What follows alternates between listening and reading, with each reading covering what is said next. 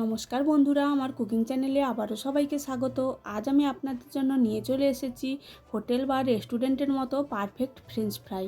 খুব কম সময়ে কম উপকরণ দিয়ে একদম পারফেক্ট ফ্রেঞ্চ ফ্রাই এইভাবে বানিয়ে নিতে পারেন। ফ্রেঞ্চ ফ্রাই বানানোর জন্য আমি এখানে দুটো মাঝারি সাইজের আলু ভালো করে ছিলে পরিষ্কার করে ধুয়ে পরিষ্কার জলের মধ্যে রেখে দিয়েছি, যাতে আলুগুলো কালো না হয়ে যায়। তারপরে আমি আলুগুলো কেটে নেব। আলুগুলো একটা ছুরি দিয়ে লম্বা লম্বা করে কেটে নেব। আলুগুলো একদম পারফেক্ট একই সাইজের কাটতে হবে, না হলে ভাজার সময় সবগুলো আলু তাহলে পারফেক্ট ভাজা হবে না।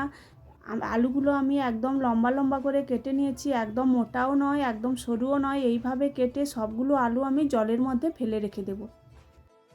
তারপর আলুগুলো আবারও কয়েকবার ধুয়ে নিয়েছি। তারপরে গ্যাসের মধ্যে একটা পাত্রের মধ্যে কিছুটা জল বসিয়ে দেব।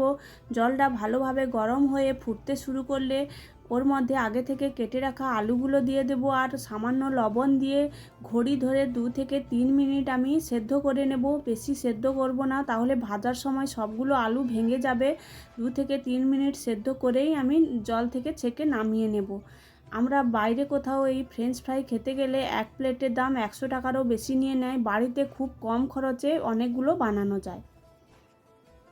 আলুগুলো ছেঁকে আমি একটা টিস্যুর মধ্যে ছড়িয়ে দিয়েছি, জলগুলো যাতে শুষে নেয়, না হলে তেলে যখন আলুগুলো দেব গায়ে খুবই ছেটাবে। তারপর গ্যাসের মধ্যে একটা কড়াই বসিয়ে ওর মধ্যে কিছুটা সাদা তেল দিয়ে দেব। তেলটা হালকা গরম হয়ে এলে আগে থেকে যে সেদ্ধ করা আলুগুলো দিয়ে দেব। সবগুলো আলু একসঙ্গে দেব না, কিছু আলু দিয়ে উল্টে পাল্টে 2 থেকে 3 মিনিট ভেজে নেব। যখন হালকা কালার চেঞ্জ হয়ে আসবে নামিয়ে ঠান্ডা করার জন্য রেখে দেব। ঠান্ডা করে আবারও একবার আমি ভেজে নেব।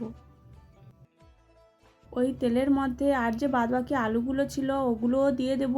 দিয়ে উল্টে পাল্টে 2 থেকে 3 মিনিট ভেজে নেব। যখন কালারটা চেঞ্জ হয়ে আসবে হালকা, তখন নামিয়ে নেব।